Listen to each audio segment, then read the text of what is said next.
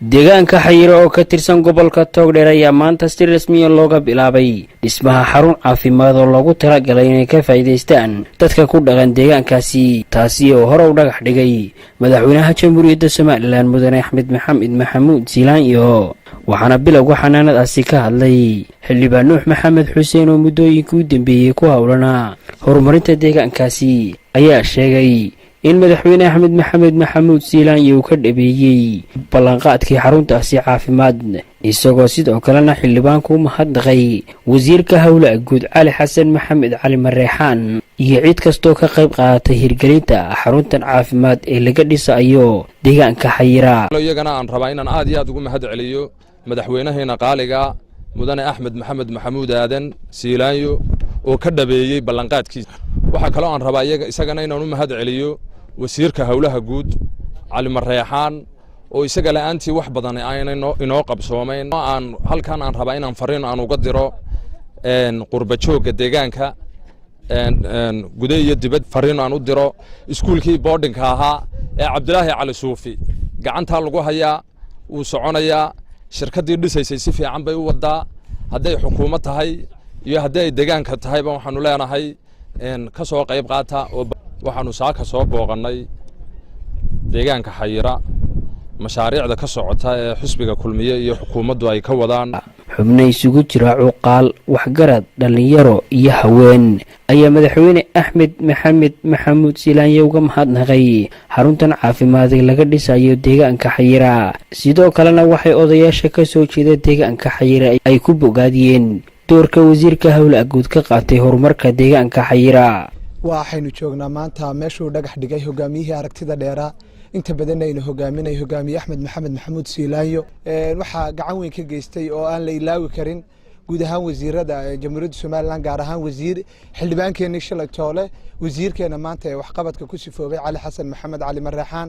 aad iyo aad baan ugu mahad celinaynaa inuu hogaaminayno xildhibaan Nuux Maxamed Xuseen Aadan oo ka dhaweeyay yoolkii iyo himiladaynu u dooranay ka dhabeeyay waxqabadkii bulshadanu ama bulshada xayira ay u dooratay fartooda iyo gacantoodaba ku siiyeen. hadda labaad waxa leh madaxweynaha waxaan kaloo halkan uga mahad celinaynaa xildhibaanka Nuux Maxamed Xuseen waxaan halkan uga mahad celinayaa oo kale wasiir Cali Xasan Maxamed Cali Mareexaan wasiirka hawlaha guud oo arintan ka soo shaqeeyay oo uu kow ka yahay xisbiga kulmiye inaanu diyaar u nahay waxqabadkiisa iyo garabgalkiisa. xisbiga kulmiye iyo wixii ka shaqeeya waanu taageersanahay ما شاء الله وإلهي مهديس مانت هدي أي نور مودي بلنكي حكومته iyo xisbiga kulmiye inoo ballan qaadeen cid kasta oo ka qayb qaadatana aan uga mahad celinayno wasiir ha noqoto madaxweynaha ha noqoto taa waxa raaca anigu shirkadda dhisaysa baan ahay gurigan xanaanadan waxaanu nimi inaanu bilowno halkii madaxweynuhu dhagaxa dhigay ee xanaanadii inaanu oo la bilaabay aanu soo kormeerno oo eegno mahad waxaanu celinaynaa dadka islaamnimada ama madaxweynaha ha noqdo ama ku xigeenka ha noqdo mahadna waxa dadka wanaagga iyo ka shaqeynaya wanaagga ka shaqeynaya waxaan u mahad celinaynaa madaxweynaha noo dhagax dhigay xanaanada noona dhisay u mahad celinaynaa madaxweynaha waxay tahay noo dhagax dhigay xanaanada. dhanka kale haweenka dhalinyarada iyo odayaasha ka soo jeeda deegaanka Afmadoobe ayaa taageero muujiyay xisbiga talada dalka hayay kulmiye iyo murashaxiinta xisbigaasi Muuse Biixi Cabdi iyo ku-xigeenkiisa Cabdiraxmaan Ismaaciil Saylici waxaana ay sheegeen in bulshada ku dhaqan deegaanka Afmadoobe ay dhamaantood taageersan yihiin siyaasadda xisbiga kulmiye iyo xukuumadda uu garwadeenka ka yahay madaxweyne Axmed Maxamed Maxamuud Siilaanyo. tartanka iyo markii doorashada rag isu toodhood nin waliba tirada badi markuu tala ku soo gooy Togdheer iyo ilaa Saylac iyo Laaska iyo Toon kulmiyaanu taageersanahay tii aanu joognaba oo soo dhaweynaya